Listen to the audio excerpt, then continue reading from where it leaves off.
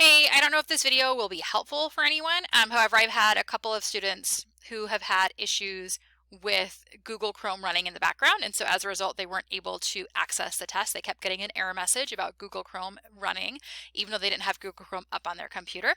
And so to stop that issue, if you have a student that is having a similar experience, they just have to go to Task Manager.